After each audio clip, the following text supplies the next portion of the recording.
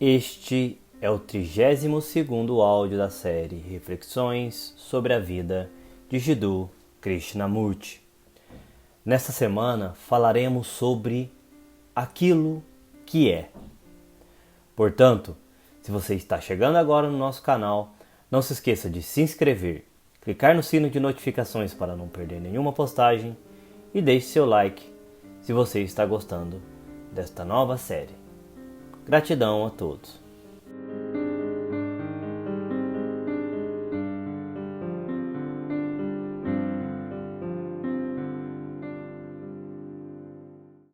Reflexões sobre a vida de Jiddu Krishnamurti. Narração Paulo Ribeiro. A realidade está no que é.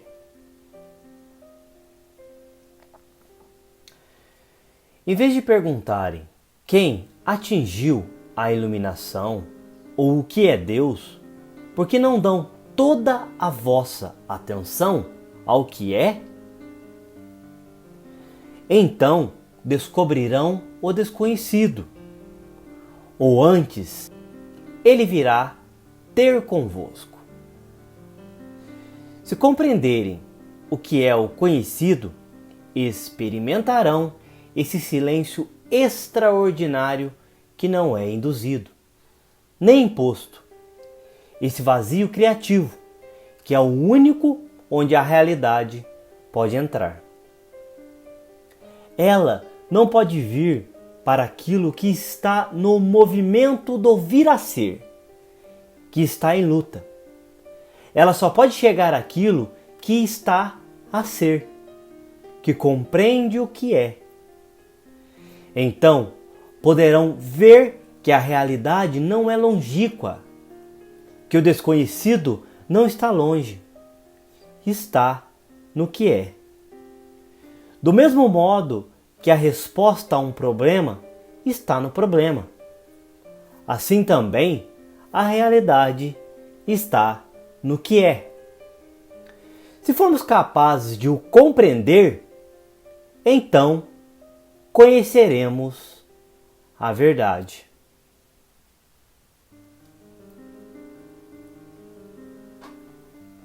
Encarar o fato. Estou triste. Sinto-me profundamente perturbados em termos psicológicos e tenho uma ideia acerca disso. O que devo fazer? O que não devo fazer? De que forma posso mudar o estado em que me encontro? Essa ideia, essa fórmula, esse conceito impedem-me de olhar para o fato do que é. Quando se vos depara um grande perigo, há uma ação imediata. Então, não há nenhuma ideia. Vocês não formulam uma ideia para depois agirem de acordo com ela. A mente tornou-se preguiçosa, indolente, por meio de uma fórmula que lhe forneceu um meio de fuga à ação relativamente ao que é. Ao vermos, por nós mesmos, toda a estrutura do que tem estado a ser dito, não porque nos tenha sido salientado, será possível encararmos o fato? O fato de sermos violentos, por exemplo? Somos seres humanos violentos e escolhemos a violência como forma de vida, a guerra e todo o resto. Embora estejamos sempre, especialmente no Oriente, a falar da não violência, não somos pessoas pacíficas, somos pessoas violentas. A ideia da não violência é uma ideia que pode ser usada em termos políticos. Esse é outro significado. Mas trata-se de uma ideia e não de um fato. Como o ser humano é incapaz de encarar o fato, que é a violência, inventou o ideal de não violência, que o impede de lidar com o fato. Afinal, O fato é que sou violento. Estou furioso. Qual é a necessidade de uma ideia? O importante não é a ideia de estar furioso, é o fato real de estar furioso. Tal como acontece com o fato real de se sentir fome. Não há nenhuma ideia sobre o estar com fome. A ideia neste momento tem a ver com aquilo que vocês devem comer. Então, de acordo com os parâmetros do prazer, vocês comem. Só pode haver uma ação relativamente ao que é quando não houver nenhuma ideia quanto ao que deve ser feito relativamente àquilo que está à vossa frente. Aquilo o que é.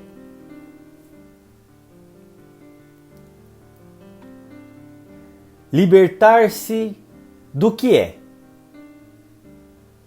Ser virtuoso vem da compreensão do que é, ao passo que o vir a ser virtuoso é um adiamento, o mascarar do que é com que vocês gostariam que fosse. Assim, no tornar-se virtuoso, vocês estão a evitar a ação direta sobre o que é. Este processo de evitar o que é, por meio do cultivar de um ideal, é considerado virtuoso. Mas se olharem para este fato de forma direta e atenta, poderão ver que não se trata de nada disso.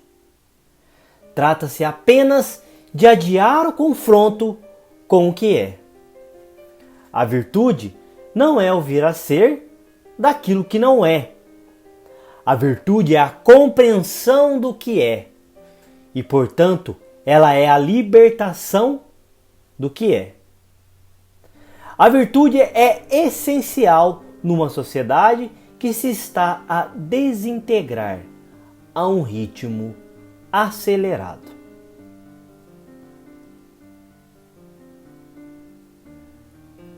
Observar o pensamento. Devo amar aquilo que estiver a estudar.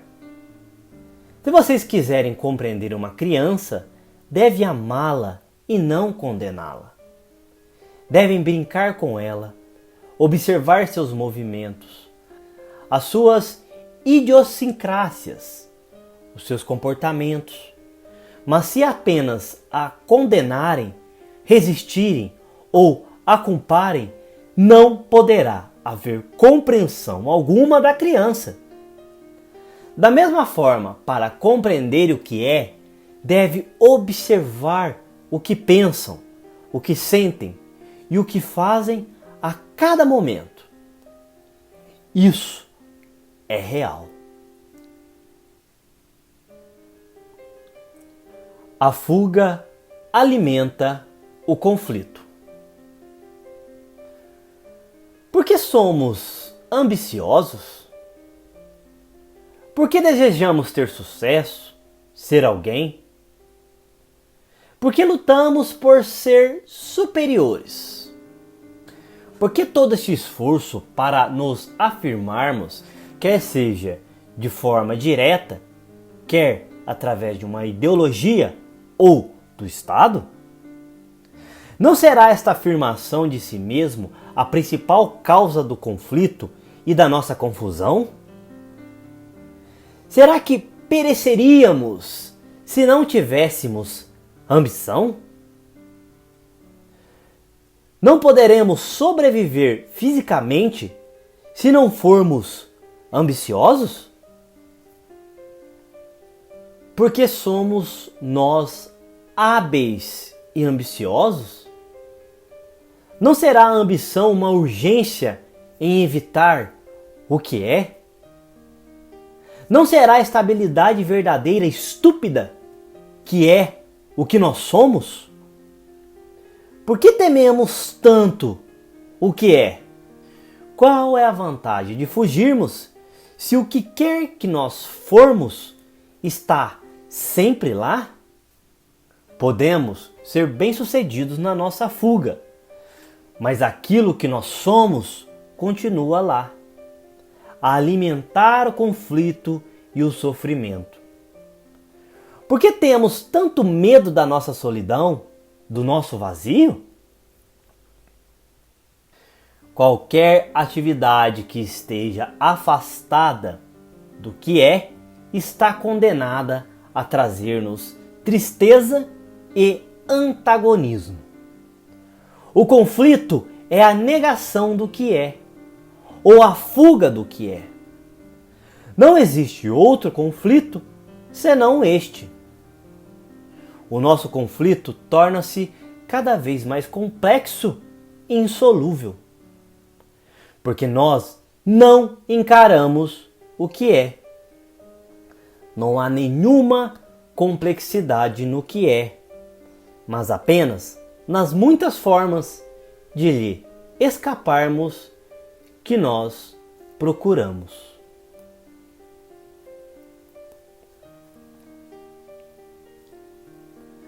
A insatisfação não tem qualquer resposta. Com que estamos insatisfeitos? Certamente com o que é. O que é pode ser de ordem social. O que é pode ser o relacionamento. O que é poder ser aquilo que somos. Aquilo que somos na nossa essência, que é o feio, os pensamentos errantes, as ambições, as frustrações, os inúmeros medos. É isso que nós somos. Ao nos afastarmos disso, pensamos que iremos encontrar uma resposta para a nossa insatisfação. Portanto, estamos sempre à procura de uma forma, de um meio de mudar o que é. É com isso que a nossa mente está preocupada. Se estou insatisfeito e se quero arranjar uma forma, um meio para chegar à satisfação, a minha mente está ocupada com a forma. O meio e a prática do meio que me levará à satisfação. Portanto, já não estou preocupado com a insatisfação, com as cinzas. A chama que está a arder, a que chamamos insatisfação. Nós não descobrimos o que está por detrás dessa insatisfação. Estamos apenas preocupados em nos afastarmos dessa chama, dessa ansiedade ardente. Isto é tremendamente difícil, porque a nossa mente nunca está satisfeita, nunca está contente na observação do que é. Está sempre a querer transformar o que é noutra coisa diferente, o que constitui o processo de condenação, justificação ou comparação. Se observarem a vossa própria mente, verão que quando ela fica face a face com o que é, então ela condena, compara com o que deveria ser, ou justifica-o, e assim por diante, empurrando dessa forma para longe o que é, colocando de lado aquilo que está a provocar a perturbação, a dor e a ansiedade.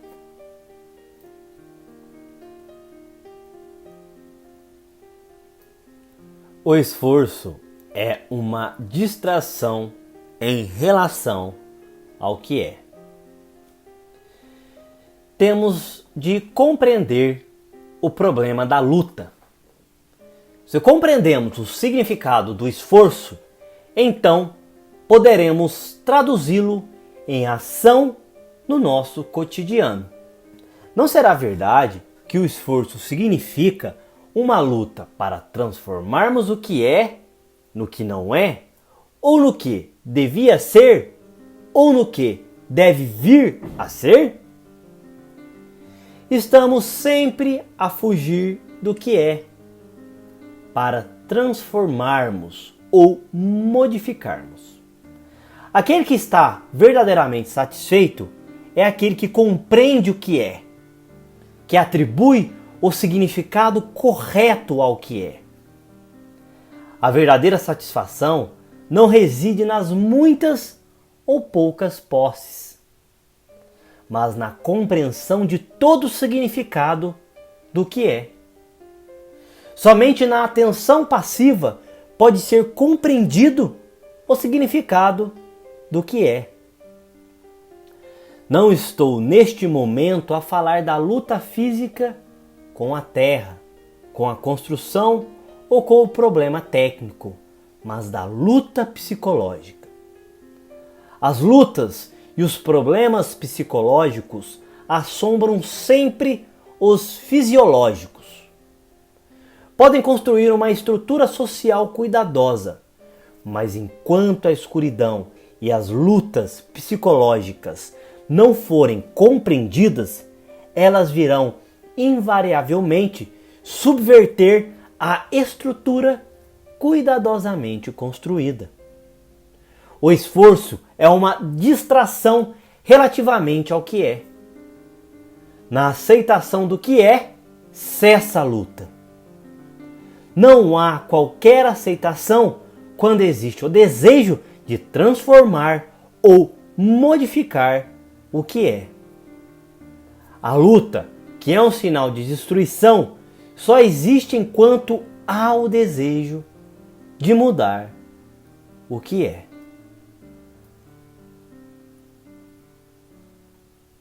Uma satisfação que não é da mente. Não será a insatisfação essencial algo que não deve ser descartado, mas antes encorajado, investigado, aprofundado de modo a que com a compreensão do que é venha a satisfação? E essa satisfação não é aquela que é produzida por um sistema de pensamento, mas é aquela satisfação que vem com a compreensão do que é. Essa satisfação não é produto da mente que está perturbada, agitada, incompleta, quando está à procura de paz, quando está em busca de uma forma de fugir do que é. E assim, a mente, através da justificação, tenta alterar o que é e, desse modo, espera chegar a um estado que não será perturbado, em que ficará em paz, em que haverá tranquilidade. E quando a mente é perturbada por condições sociais, pela pobreza, pela fome, pela degradação, pela terrível miséria, ao ver tudo isso, ela quer alterar o estado das coisas.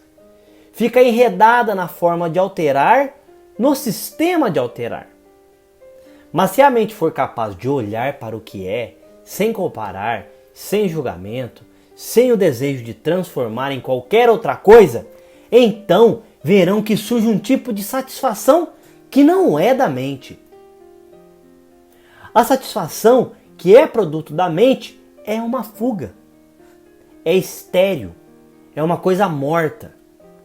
Mas existe uma satisfação que não é da mente, que ganha existência quando há compreensão do que é, na qual se verifica uma revolução profunda que afeta a sociedade e a relação individual.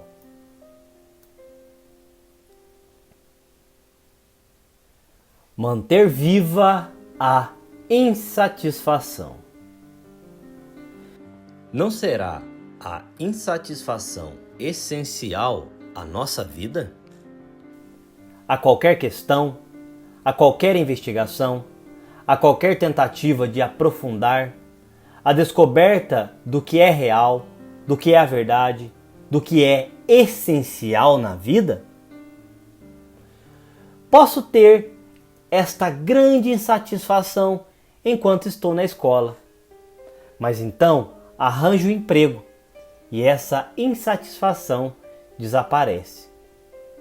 Fico satisfeito, luto por manter minha família, tenho de ganhar o meu sustento e assim a minha insatisfação fica apaziguada e destruída e eu torno-me uma entidade medíocre, satisfeitas com as coisas da vida e não me sinto insatisfeito.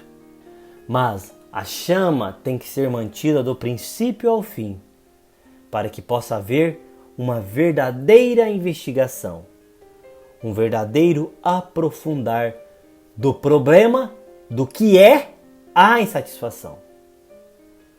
Como a mente procura muito facilmente uma droga que a deixe satisfeita com as virtudes, com as qualidades, com as ideias, com as ações, ela estabelece uma rotina e fica presa nela. Estamos bastante familiarizados com isso, mas nosso problema não é como apaziguar a insatisfação, mas como mantê-la acesa, viva, vital. Todos os nossos livros religiosos, todos os nossos gurus, todos os sistemas políticos apaziguam a mente, influenciam a mente no sentido de ela ceder, de colocar de lado a insatisfação e nadar em alguma forma de satisfação.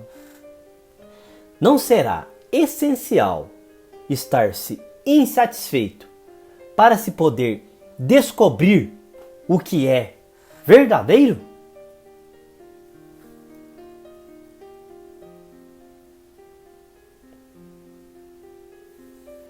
Compreender o que é.